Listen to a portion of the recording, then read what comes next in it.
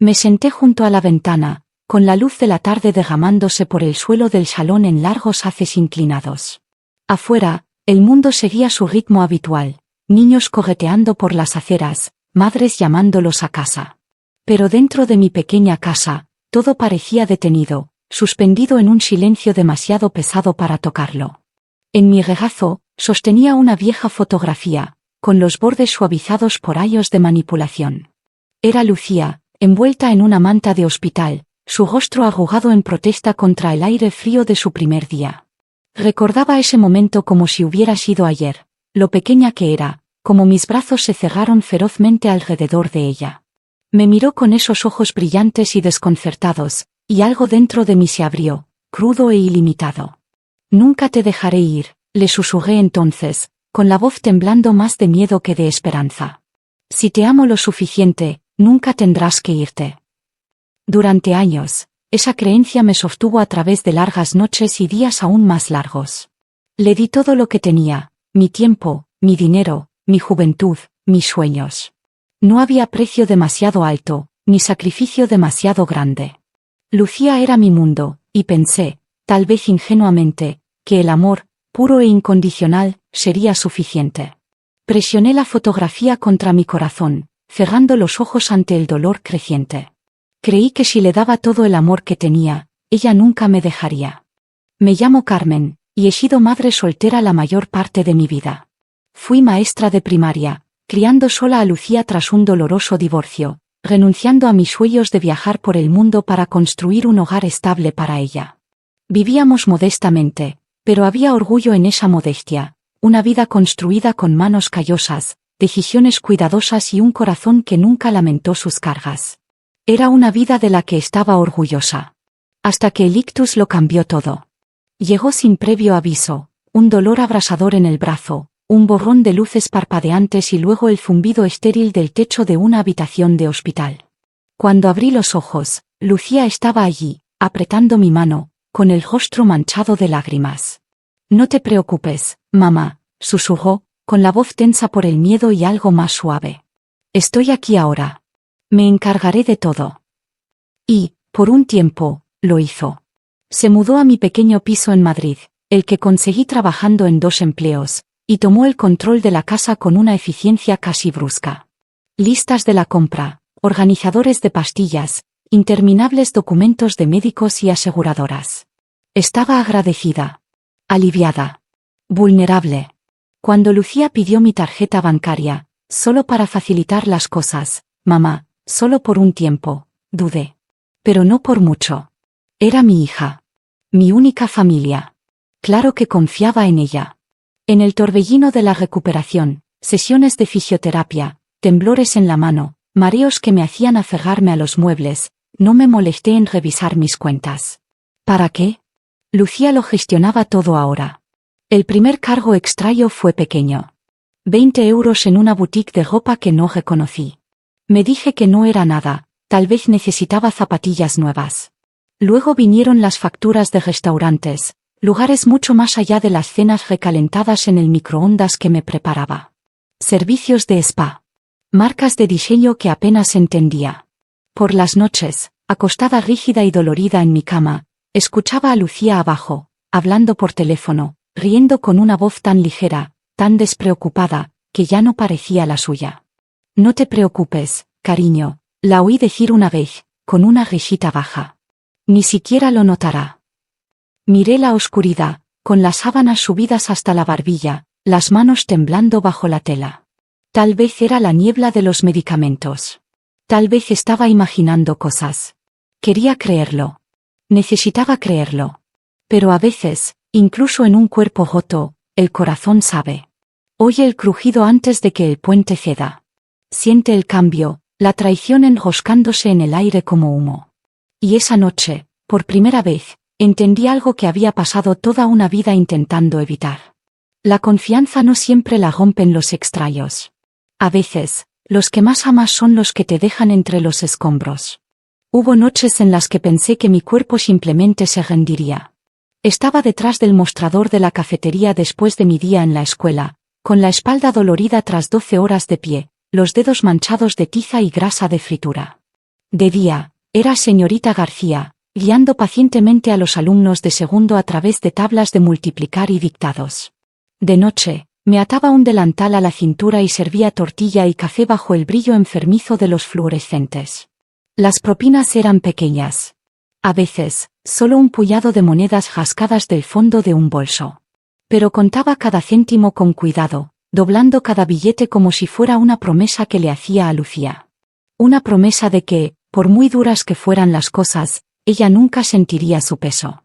Recuerdo las noches en las que no cenaba, diciendo que no tenía hambre, solo para que hubiera suficiente para las excursiones de Lucía, sus uniformes de coro, los zapatos nuevos que necesitaba cuando sus pies crecían de la noche a la mañana. Recuerdo cómo sonreía cuando traía una estrella dorada a casa, cómo la presionaba en mi mano como si fuera una medalla. Y recuerdo, más que nada, el día que abrí la pequeña caja de terciopelo que guardaba el último recuerdo de mi madre. Un brazalete delicado, con diminutos diamantes que atrapaban la luz como si contuvieran todos los deseos que ella tuvo para mí. Me senté en el borde de mi cama, con el brazalete pesado en la palma. No lo había usado en años, demasiado asustada de perderlo, demasiado consciente de lo que representaba. Pero la factura de la matrícula de Lucía estaba sobre la mesa, gruesa y urgente. Sin becas, sin subvenciones, solo un número que no podíamos alcanzar con mi sueldo. La casa de empeños era fría y olía ligeramente a moho. El hombre detrás del mostrador apenas me miró antes de arrancarme el brazalete de los dedos y pesarlo con manos indiferentes. 300, gruñó. Asentí. ¿Qué más podía hacer? El orgullo no paga matrículas. Nunca se lo conté a Lucía. Nunca se lo conté a nadie. Ella se fue a la universidad ese otoño, con maletas llenas de libros nuevos y un portátil de segunda mano que me costó 3 meses de ahorros. Me besó en la mejilla en la estación, con los ojos brillando de una emoción salvaje e impaciente, la de alguien que por fin entraba en la vida que estaba destinada a tener. Agité la mano hasta que el autobús desapareció de la vista. Luego volví a casa, me senté en la mesa de la cocina y me permití exactamente 5 minutos para llorar. 5 minutos. No más. Porque había facturas que pagar. Platos que lavar. Otro turno que preparar. Ese era el ritmo de mi vida, sacrificio cosido a sacrificio, cada uno invisible para el mundo, cada uno ofrecido libremente, sin amargura. Al menos, había sido invisible. Hasta ahora. Hasta que vi cuán fácilmente el amor, real, agotador, implacable, podía gastarse y olvidarse como monedas sueltas en el fondo del bolso de alguien más. Era un jueves por la tarde, y la casa estaba inusualmente silenciosa. Lucía había salido horas antes, prometiendo comprar comida, pero eran casi las 8 y aún no había vuelto. Me senté en la mesa de la cocina, con mi portátil abierto frente a mí, desplazándome distraídamente por viejas fotos de Lucía, su graduación del instituto, el día que se mudó a su primer piso, su amplia sonrisa en cada hito que tanto me costó darle. El correo llegó con un suave ping. Al principio, pensé que era otro anuncio. Pero el asunto hizo que mi estómago se contrajera. Confirmación de retirada, 100.000 euros cuenta de ahorros. Miré la pantalla, con el corazón martilleando contra mis costillas. Hice clic en el mensaje con dedos temblorosos. Ahí estaba, en blanco y negro. Retirada completada. Si no autorizó esta transacción, contacte con su banco inmediatamente. Un sudor frío me recorrió la espalda. Parpadeé con fuerza, releyendo el número, esperando, rezando, que fuera un error administrativo. Abrí la banca online, equivocándome 3 veces con la contraseña antes de acertar. El saldo me devolvió la mirada. Lo que una vez fue mi red de seguridad, mi escudo ganado con esfuerzo contra las incertidumbres de la vejez, ahora estaba destripado, un agujero donde antes había seguridad. Me quedé allí un largo momento, con los bordes de la habitación inclinándose ligeramente, el mareo familiar de mi recuperación amenazando con arrastrarme de nuevo. La puerta principal se cerró de golpe. «Hola, mamá».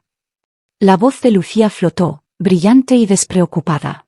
Las bolsas de la compra crujieron contra la encimera. Me obligué a levantarme, agarrándome al borde de la mesa para estabilizarme. Mi voz salió más débil de lo que pretendía. «Lucía, ¿hiciste una retirada de mi cuenta de ahorros?» Ni siquiera se detuvo. Ni siquiera fingió parecer culpable. ¿Eso? Tiró un manojo de plátanos sobre la encimera y se encogió de hombros. Probablemente solo un error del banco o algo. ¿Sabes lo fallens que son estos sistemas? Esperé, por una risa, por un guiño, por cualquier señal de que estaba bromeando. No hubo ninguna. Solo un gesto despreocupado de su cabello y el ruido de las latas golpeando los estantes de la cocina. Abrí la boca, la cerré de nuevo. Las palabras se enredaron detrás de mis dientes, estranguladas por la incredulidad. Una vez, creí que el amor me proteger. Que todos los años, todos los sacrificios, todo el dar silencioso forjaría un vínculo inquebrantable entre nosotras. Ahora me di cuenta, no había construido un vínculo. Había construido una correa. Y Lucía había aprendido exactamente cuándo, y cómo, soltarse. No la confronté esa noche. Me dije que era porque estaba cansada, aún recuperándome, aún demasiado aturdida para pensar con claridad. Pero la verdad era más simple, más fea. Tenía miedo de lo que podría encontrar si insistía. A la mañana siguiente, después de que Lucía se fuera a una de sus interminables diligencias, me senté en la mesa de la cocina, con el portátil brillando fríamente en la penumbra. Abrí el portal bancario de nuevo, esta vez con propósito. Cada retirada contaba una historia, y ninguna era para comida o medicinas. La transferencia de 100.000 euros no fue un error. Había sido enviada a una cuenta externa, registrada bajo un nombre que no reconocí. Lo copié cuidadosamente, con las manos temblando. Luego hice algo que no había hecho en meses. Levanté el teléfono y llamé al banco. El representante fue educado, casi demasiado, como si pudiera escuchar la devastación filtrándose por cada palabra que decía. En minutos, lo confirmó, el dinero había sido transferido deliberadamente. Sin error bancario. Sin fallo. Cuando pregunté por el titular de la cuenta, se disculpó, citando leyes de privacidad. Pero antes de que terminara la llamada, dijo suavemente, a veces, si el titular de la cuenta cambió recientemente de dirección, los registros inmobiliarios públicos podrían mostrar algo útil. Lo entendí de inmediato. Una hora después, armada solo con mi terquedad y un motor de búsqueda, lo encontré. Un contrato de alquiler presentado apenas una semana antes. Un piso de lujo en el centro de Madrid. Encimeras de mármol. Piscina en la azotea. Gimnasio privado. Un alquiler tan obsceno que me revolvió el estómago. El nombre en el contrato, Lucía García. No había mención de mí. Ni un indicio de que su madre, la mujer a la que había prometido cuidar, siquiera existiera. Me recosté en la silla, con la habitación inclinándose ligeramente a mi alrededor. No era solo el dinero. No era solo la traición. Era la brutal finalidad de todo. La forma en que había planeado irse antes de que yo siquiera supiera que me habían dejado atrás. Un recuerdo emergió, sin ser invitado. Lucía a los 8 años, perdiendo su guante camino a casa desde la escuela, su pequeña mano buscando desesperadamente la mía. No me dejes, mamá, había llorado. No lo hice. No a través de las noches interminables, las comidas omitidas, los años de soledad dolorosa. Nunca solté. Pero ahora, adulta, afilada y hueca de formas que no había visto venir, ella me había soltado. Sin una palabra. Sin siquiera una mirada hacia atrás. Esa noche, cuando Lucía regresó con una sonrisa brillante y una bolsa de comida para llevar, también sonreí. Dije gracias. Pregunté por su día. Guardé cada temblor, cada dolor, cada verdad que ahora llevaba como vidrio roto dentro de mi pecho. Porque la mujer de la que creía estar rogando, la mujer que la había amado ciegamente, se había ido. Y la que quedaba era alguien que Lucía aún no conocía. Pero lo haría. Pronto. A la mañana siguiente, preparé una cafetera como solía hacerlo, fuerte, negra, implacable. Lucía se había ido temprano, otra de sus salidas misteriosas. Me movía lentamente, aún favoreciendo mi lado más débil, pero había una firmeza en mis manos que no había estado allí en meses. Ya no era la mujer que suplicaba por respuestas. Era la mujer que construiría las suyas propias. Encontré la tarjeta del señor Fernández en un viejo cuaderno de direcciones. Había sido el abogado de mi hermano Miguel, el que manejó sus asuntos después de que el cáncer finalmente se lo llevara. No había hablado con el señor Fernández en años. Nunca había habido necesidad. Hasta ahora. Marqué el número, medio esperando que estuviera desconectado. Pero tras 2 tonos, una voz cálida y profesional respondió. Fernández y Asociados. Me aclaré la garganta. Soy Carmen García. La hermana de Miguel López. Creo que usted manejó su herencia. Una pausa. Luego, reconocimiento. Señora García, sí. Lo recuerdo. ¿Cómo puedo ayudarla? Expliqué cuidadosamente, con simplicidad. No lo conté todo, solo lo suficiente. Necesito saber si el fideicomiso que dejó mi hermano sigue intacto. El señor Fernández no dudó. Sí, señora. Completamente intacto. Intocado. De hecho, añadió, con una sonrisa en la voz, ha crecido bastante bien con los años. Inversiones conservadoras, altos rendimientos de interés. Exactamente como su hermano quería. Parpadeé, mirando por la ventana de la cocina donde las ramas desnudas rascaban contra un cielo invernal pálido. ¿Y nadie más tiene acceso? Absolutamente nadie. Solo usted. Fue establecido así deliberadamente, Miguel fue muy claro. El alivio que me inundó no era del tipo que te hace llorar. Era más pesado, más viejo, como una puerta dentro de mí abriéndose tras estar cerrada con llave durante demasiado tiempo. Tenía algo que Lucía no podía tocar. Algo que ni siquiera sabía que existía.